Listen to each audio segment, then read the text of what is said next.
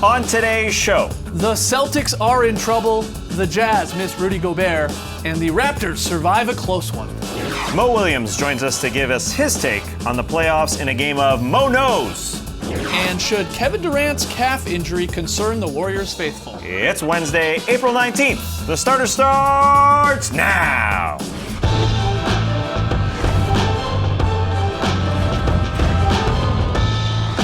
Good evening, Sweet World, and welcome to The Starters, presented by Jack Daniel's Tennessee Honey. Whether you're listening to the podcast, joining us live on NBA TV, a little bit later on YouTube, doesn't matter. We're happy to have you. I'm Jay Skeets, and alongside me, as always, that's Tass Millis. Thank you for joining us. To his right, the international man of mystery, taking it to the max, Lee Ellis. Friend. Lily, and last, certainly not least, over yonder, it's the bearded one, it's Trey Kirby. Hey, yo! TK, what's up? Well, I'm here at the internet looking for your best tweets at hashtag the starters, and if you're watching this show, then you already know the NBA playoffs started last weekend, duh. But what you might not know is that the Coachella Music Festival also started last weekend, and that caught the eye of at least one NBA player, LeBron James, who told ESPN's Dave McMenamin, "I feel like I should have been at Coachella." And then when his teammates called him out, presumably because he had a game that day, LeBron said, "What? It looked like fun. I like fun. And honestly, fun is awesome." And lucky for LeBron James, weekend 2 of the Coachella Music Festival is this weekend. Oh, yeah. Which brings us to today's question.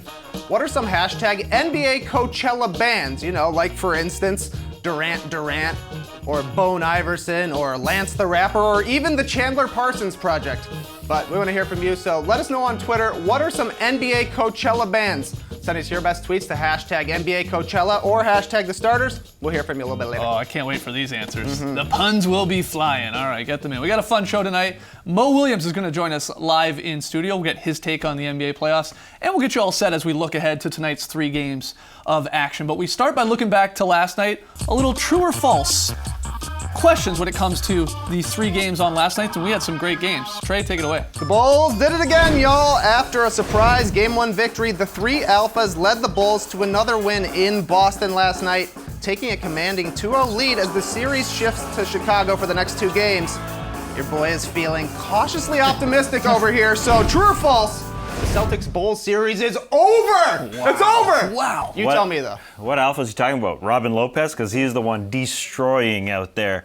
And I do think that this series is over. They are so rattled, and you can see it in so many different departments. They get back on defense. They're doubling the wrong guys, like Rajon Rondo, for instance.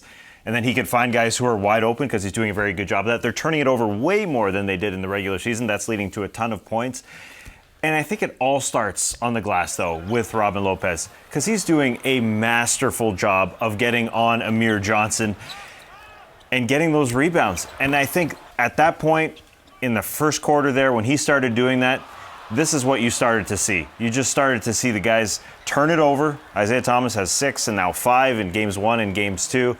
And it's just leading to a ton of points. There's just too many things to solve, and they don't have a guy on their roster to just say, hey, go get us some rebounds. They're starting 2 power forwards in Amir Johnson and Al Horford. They might throw Tyler Zeller out there because he's got a few inches on Amir Johnson.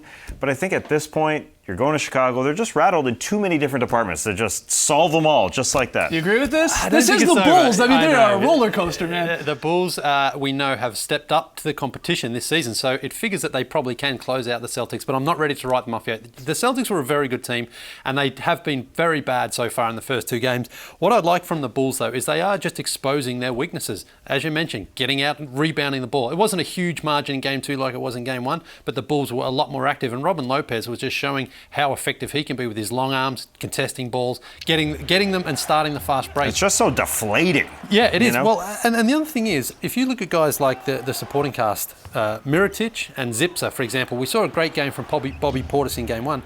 Zipser was fantastic off the bench in this game. They're shooting with confidence. They're getting out there, getting the ball and stepping into shots and making them. They feel that they can absolutely beat the Celtics team. Yeah, for sure. I mean, the odds are not good for the Celtics. When you look at NBA history, only 3 teams have ever dropped those first 2 games at home and come back to win the series. You got the 69 Lakers, the 94 Rockets, and the 05 Mavericks. That's it. And a whole other lot of teams, when you lose those first 2, you're most likely to drop, obviously, either in 4, 5, 6, or 7, whatever it is. To me, quickly about Al Horford, this is their big signing. This is their $13 million man, 4 years. Gets paid something like $26 million. He was AWOL last night. He has 7 points. That's not enough from your most paid superstar. It isn't.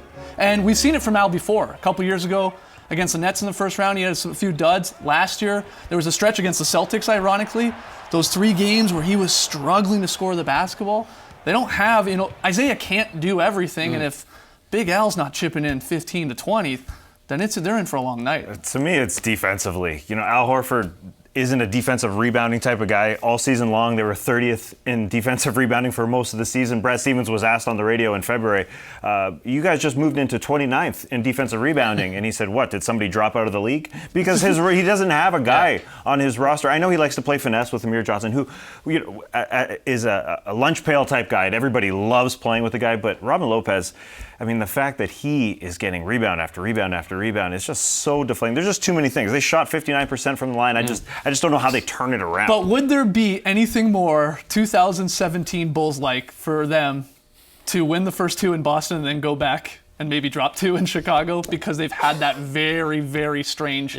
They look great at times, then they look horrible at times. We were writing this team off in March. The thing is with guys like Dwayne Wade, who's been there, and he's been playing incredible. He's turned into Ray Allen from three-point line again. You feel that he's not going to let this team, give up. They're going to understand they still have to close out the Celtics. We will see. Trey, the Bulls fan, is ecstatic for sure. All right. The answer to that one definitely is true. But you guys aren't going to believe this, but missing out on Rudy Gobert turned out to be a huge problem for the Jazz last night, as the Clippers racked up 60 points in the paint on the way to a Game 2 win. Considering DeAndre Jordan was really running wild last night, 18 and 15. True or false, the Jazz can't win this series without Rudy Gobert? It's false. They can still win it because they won Game 1 without him, and they were competitive in Game 2. But they obviously need him back, and the Clippers... You really believe that? Yeah, if Rudy Gobert didn't come back, you think the Jazz could win think it is false. You guys picked the Clippers at the start of this series, and then they lose an All-NBA center. But it's not like the Jazz aren't backing down from anyone. The Clippers won 1 home game, and it was a close game all the way down to the wire. The Jazz aren't backing down. They are the younger team in this situation. But they look like the veteran team. The Clippers won a game at home like they should. Yeah, and what the Clippers did early on, Trey mentioned the 60 points in the paint. They had 18 in the first quarter. And it wasn't just DeAndre or Jordan. Even when Jamal Crawford was driving in, Paul Pierce was driving in. So their game plan was obviously like just everyone go inside. Interestingly, though, they only shot 8 free throws. So that tells me that their execution in the paint was pretty good. They were getting guys inside and just finishing around the rim. And the Jazz didn't really put any pressure on them when they came in. They didn't just say, take a few fouls and make these guys go to the free throw line. Yeah, Doc mentioned they just let them play. Yeah. It was physical and they just let them play. And that, I think, is something that they need to improve on. It's like if they are just going in time and time again, you have to at least take a couple of fouls to put guys to the free throw line. It was obviously right from the get-go, Chris Paul leading the way. We are going to do that. We're going to play pick and roll here. And I'm either going to shoot it, he had a couple jumpers very early in this game, or I'm going to lob it to DeAndre. Right from the get-go. Yeah. He had 5 points on 2 jumpers in the first 90 seconds, and he had a pair of lobs to Jordan. Sometimes we've talked about Chris Paul, in years prior, that he waits a little too long sometimes. And he starts maybe turning on in the second half. Right out of the gate, he was an aggressive Chris Paul, and that's always going to be a nightmare. But we saw angry Chris Paul. I don't think the Jazz can win if Gobert doesn't return, but I think by all accounts, he hopes to get back. So he's been jogging lightly, apparently. He's off crutches. He's been jogging lightly. Yeah. That means he can play in an NBA game. All right. Final one. The Jazz lost 1 quarter in this game. The first one that you'd expect with the Clippers coming out. They were tied or won the last 3 quarters. So this team is for real. Mm-hmm. Final one, Trey. All right, after a classic Game 1 home loss, the Toronto Raptors bounced back in a major way last night, getting big games from Kyle Lowry, DeMar DeRozan, and Serge Ibaka in their Game 2 win over the Bucks. Now that the series is tied 1-1, true or false, the Raptors are back in control. Ooh. No. 1-1 No. That's a false. That's false for sure. The Bucks, first off, they had a couple great looks late in this game that, especially from three-point land, that just rattled in and out or were wide open. Brogdon late, his was down and pops out. That would have given the Bucks the lead. Mm-hmm. And not much longer later, great pass there out to Dellavedova. There's not a guy even near him. And he's pretty good when no one's around him, so he misses out. He was too open, exactly. So they really escaped the Raptors. They played much better than they did in Game 1, but they are not in control. The Bucks went up to Toronto, and they got the split. Now they head back to Milwaukee. There's still the one in the driver's seat. Mm-hmm. The Raps maybe just have their hand on the steering wheel a little bit and trying to control it, but the Bucks are still in control, really. And all year long, they lived and died by the jump shot with Kyle Lowry and DeMar DeRozan, but it's just in the postseason, it's harder to do with this hero ball because the Bucks, number one, are extremely long, and the fact that sometimes physical play is allowed, look, you saw some Kobe-like jumpers. Some went in, some didn't yesterday. But the eye test says that these aren't going to fall every single game, and that's the worrisome part. Yeah. Kyle Lowry hit a beautiful shot. He obviously played a much better game in Game 2. But there's just so much hero ball. And yeah, there's a lot of numbered assists out there. A lot of them are entry passes. A lot of them are out to the three-point line. There's just a lot of hero ball happening. It's worrisome, as a Raptor supporter, I'm sure. I like the way that Larry didn't avoid taking that last shot, though, because he had a good first half, didn't have a great second half, but when his team needed him to, he stepped in with confidence and knocked down that On a broken play. He said he was going to force shots after game 1. He forced that. There he is. All right, when we come back, NBA champ Mo Williams joins us live in studio. Don't go anywhere.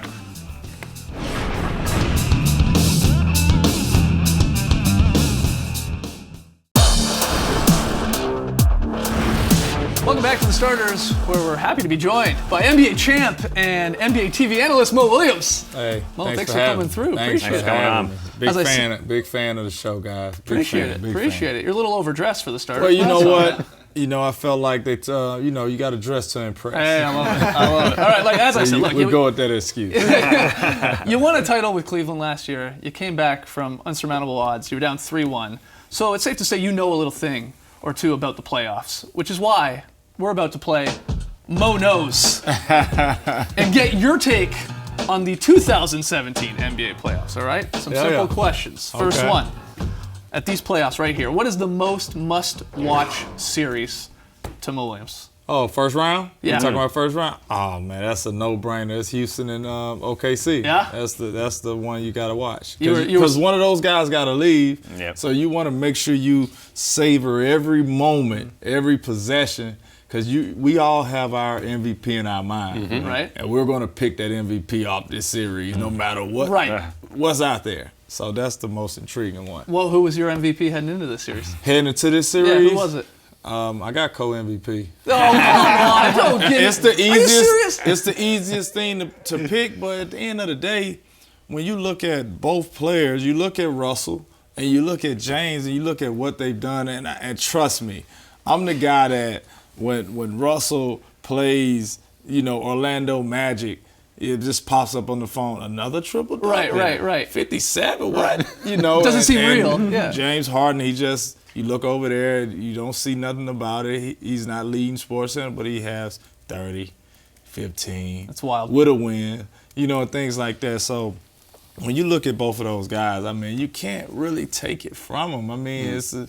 I know it was a rookie deal, but Jason Kidd and Grant Hill, you couldn't give it to one They were person. both great. They both had spectacular seasons. It's just rare that you have those spectacular seasons, back to back. So that's why Yeah. Fair enough. Well, actually, this I leads gotta take to both of those guys. It leads to our next question, especially you obviously playing in the league. Who's the toughest guard to actually cover one-on-one that you think right now in the NBA? Kyrie.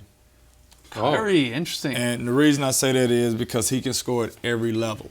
And when you take guards in the league, let's just use Steph, for example.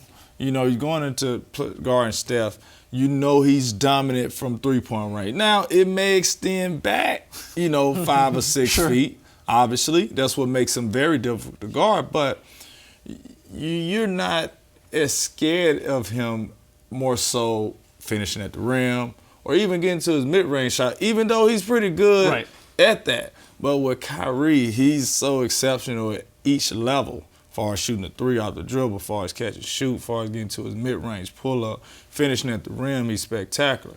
So with that being said, as you guard him, what are you giving up? Right.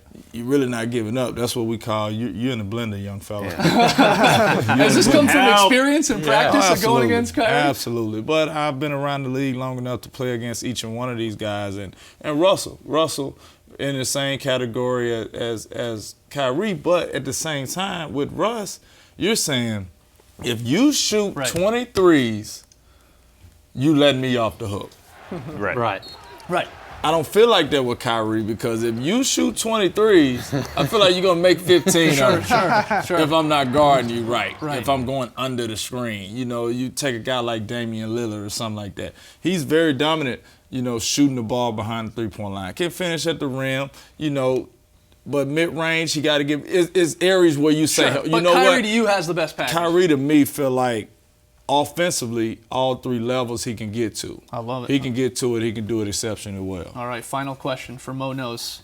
Who's the 2017 NBA champ? Who's going to do Cleveland it? Cavaliers. Wow. Yeah, I've been You around. think the Cavs are going to repeat, despite them looking a little rough, obviously, at the end of the we season? looked in the rough playoffs? all last year. I mean, you guys said all last year how we didn't like each other, how LeBron and Kyrie could never win together. You can never win with Kyrie as a point guard. Hey, we hear all that. Right. You know, with all that being said, when it comes down to it, and when it's time to play the game and play to win and do everything we have to do to get the W, that group of guys over there can get it done. So can the group of guys over at Golden State. Sure. You know, so can the group of guys over at San Antonio. But you told me to pick one team. So I'm going to go with the Cleveland Cavaliers. Right, we can't give the title to both the Warriors Absolutely. and the Cavs. Like Absolutely. Now you ask me who's going to be in that championship game.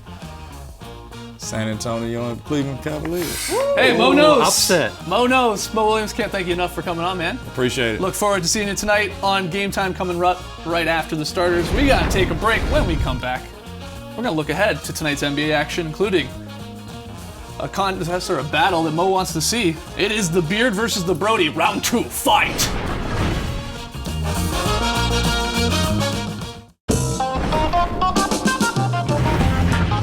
The Starters on NBA TV is brought to you by Jack Daniel's Tennessee Honey, proud partner of the NBA. Do your friends proud. Please drink responsibly. Tonight's playoff schedule, it's the Hawks at Wizards here on the network at 7 p.m. Eastern and on TNT tonight. We got Thunder Rockets, Blazers versus Warriors. Those, of course, are all Game 2. So it's time for a little look ahead. Trey's got the questions, one for each series here. Let's get right into it. All right, Kevin Durant suffered a calf strain during Golden State's Game 1 victory, and reports suggest the team may rest him for Game 2 tonight. So, guys, should KD's calf injury concern the Warriors? I just know they're going to be very, very cautious because of what happened with Steph Curry last year in the playoffs. You know, he missed a couple games, came back for Game 4 in that first round, then had to go out for another 4 games. I have no idea what's going on with the calf, but he's going to sit out as long as they want. They're not just going to make sure he jogs like Rudy Gobert. He's going to run and cut and run and cut and run and cut. I think they're just going to be really cautious. They won 13 games without him too towards the end of the regular they're not season. bad without so him. yeah, they can afford, especially this game, even if they don't win it, they're not in that much trouble. They're still got a great team. They've got so many very good players. I think it's worth just saying, sit down. We need you to be able to be playing in June. Yeah, you'd be shocked. You'd be shocked if he plays tonight, and if he doesn't play tonight, Game 3 would basically give him like 5 full days of rest there to hopefully get back. All right, so we don't think it's much of a concern, and he'll probably sit this one out. Next question. All right, James Harden won the first battle of MVP candidates, going for 37, 7, and 9 in a Game 1 victory. The two teams are back at it again tonight. So can the Thunder slow down James Harden? Is that possible? That's a good offense. The Rockets have the second best offense in the league for a reason, but the pick and roll switch that they were doing was not working. No. It's 5 shooters spread. And, Clint Capella sort of diving into the middle. They switch when Capella's man or Nene's man would pick, and then it's one-on-one with a big, and then he was dancing. So I expect a lot of different coverages. Maybe we stunt, maybe we get the ball out of his hands and, go 4-on-3 for a second like people have tried with the Golden State Warriors. Maybe we just try and go over the screen like sort of Mo Williams was talking about a segment ago. It's one of their problems that the Rockets gave Oklahoma City. But the other thing is the Thunder have to hit the glass a bit more. Steven Adams and Taj Gibson combined for 6 rebounds in Game 1. That's not good enough. Patrick Beverley had 10, Ryan Anderson had 12. So the Rockets were a lot more locked in. And if you are the Thunder, Russell Westbrook can get his 30, 35, whatever they need. But other guys need to do their jobs and just give him some support. But it is a bit of I think I saw Coach Donovan say this, it's like it is a bit of a pick your poison with the Rockets and the way James Harden operates, right? It's like, do you either send a bunch of help, you got to help that big guy if that pick does switch, and then you risk the idea of leaving up an open shooter that Harden can find, or do you just try your best to contain Harden with a big or whoever's on him and stay at home on the shooters? Because that's the one thing I guess you can say the Thunder did well like in Game 1, and it was limit the Rockets to only 10 3-pointers made. Yeah. But they just which gave one away do the you rim. exactly? Yeah. So it's which one? You give up 2 points to Harden every time down the floor, or 3 points maybe to a shooter? Not an easy decision. All right, final one, Trey. All right, the Wizards got 54 points from John Wall and Bradley Beal in their Game 1 victory against the Hawks, but Atlanta has a couple former All-Stars of their own, so can the Hawks match the Wizards' star power? It's time. It's time to see. Dwight Howard was the big offseason signing. He can't have 7 points. He can't. Tim Hardaway Jr., maybe you give him a pass. Not a former All-Star, but a guy who's been scoring for the Hawks. You give him a pass because it was his first career start. But those guys, they have to be very good because the Wizards stars are just, frankly, better at this point of their career. Well, especially John Wall. I mean, this is the thing. He's an all-NBA type point guard, and they really don't have an answer to stop him or even slow him down. The only thing I will say from the Wizards, a little bit of early celebrating that I noticed in Game 1, and that might come back to haunt them a little bit. It's only Game 1 of the first round series. You've got to act like you've been there a little bit more. I was going to ask you, do you think we'll see a flagrant foul in this game tonight? There's been a whole lot of chatter about the MMA basketball. Millsap saying the Wizards play a little too aggressive. Morse saying we're going to play even more aggressive. Tempers Somebody's getting could some be minutes high. tonight. Someone's getting a flagrant foul tonight. Maybe a Holly Holm high head kick or what? Jeez. Hold on. Final break when we return Lee's VSP.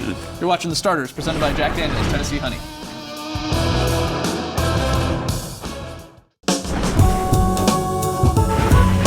We learned today that the NBA has fined Grizzlies coach David Fizdale $30,000 for his "take that for data" rant against the officiating in Memphis' Game 2 loss to San Antonio. According to reports, Mike Conley sent Fizz a thank you text on behalf of the team and said the players are going to collectively reimburse this. That's very nice. Good move. We asked you for hashtag NBA Coachella bans. You hit us up, Trey.